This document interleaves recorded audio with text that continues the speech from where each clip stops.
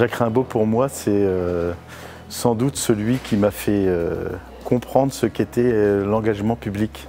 C'est-à-dire que j'ai connu Jacques très jeune, puisque Jacques était élu à Vierzon en même temps que mon papa. Il était l'ami de mes oncles et tantes, qui étaient les frères et sœurs aînés de ma maman, à Bourges. Et donc Jacques m'a toujours connu. Je pense qu'il a dû me faire sauter sur ses genoux autour d'une belle entrecôte de temps en temps. Et Jacques a compris que j'étais très intéressé par l'engagement public. Et il avait cette capacité à porter le message et à transmettre aux plus jeunes.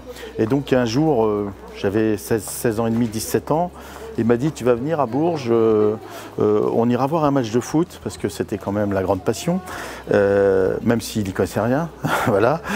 Et puis il m'a dit: mais avant, on fera le tour des réalisations que j'ai faites et je vais te montrer.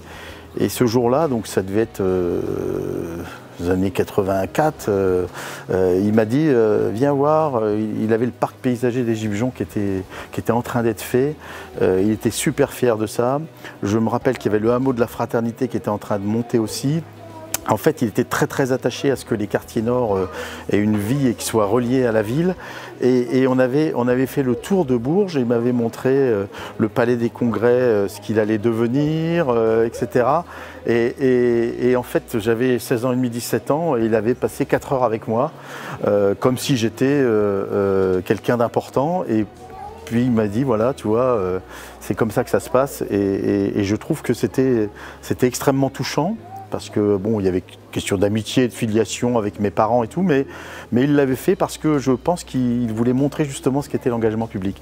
Et puis à ce moment-là, on se rend compte de ce que c'est quelqu'un qui aime sa ville. Alors c'est indubitable, mais au-delà de ça, c'était la fusion qu'il y avait. C'est-à-dire que vous passiez dans le parc paysager des Gibjons, vous aviez des gamins qui l'interpellaient, il adorait ça. Et puis vous passiez au match de foot, et bien vous aviez tous les courtisans qui venaient, je dis les courtisans parce que c'est comme ça quand même, qui venaient l'interpeller aussi pour autre chose. Alors des fois des petites entreprises, des fois d'autres personnes qui faisaient de la politique, mais voilà. Et donc Jacques, il arrivait à rassembler tout ça, et pour moi ça a été une révélation ce jour-là.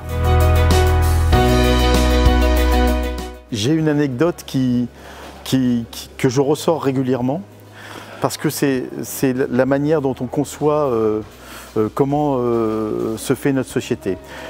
C'était en début 93, bon, il était encore assez en forme, et on va rue Édouard Vaillant, la fameuse rue de la soif, puisque c'était comme ça qu'il l'appelait. Et il me dit: viens, il faut qu'on aille voir un restaurateur là qui se plaint.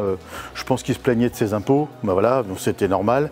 Et le restaurateur qui dit: monsieur le maire, Jacques, là ça va pas, j'y arrive pas, j'ai trop d'impôts, j'ai trop de charges, je fais quand même vivre 10 personnes. Et lui il regarde et il lui dit: ce serait pas plutôt les 10 personnes qui te font vivre?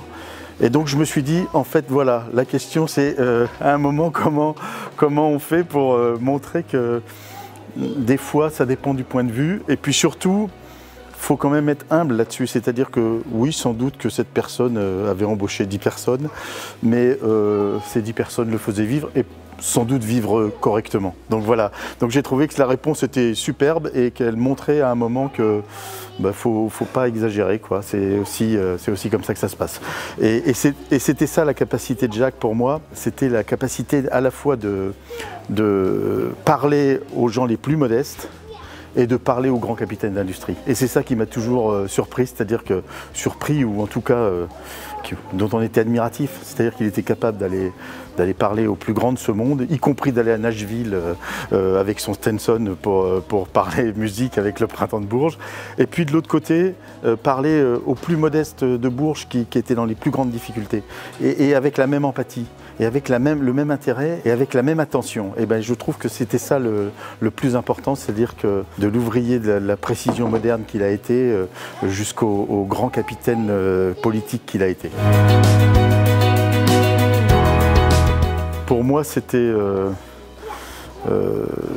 la puissance, cette capacité à porter des projets, cette capacité à entraîner des gens, cette capacité à la fois à être empathique et à être sérieux sans se prendre au sérieux. parce que je crois que c'est ça. Et donc pour moi c'est vraiment le symbole de la puissance. Alors je sais bien que ça fait très patriarcal de dire ça et que c'est très embêtant, mais en même temps je trouve que c'était quelqu'un qui justement donnait de l'optimisme et donnait de la résonance à tout ce qui était fait. Et donc ça a été une réussite extraordinaire, ce qui en fait le plus grand maire de Bourges du XXe siècle.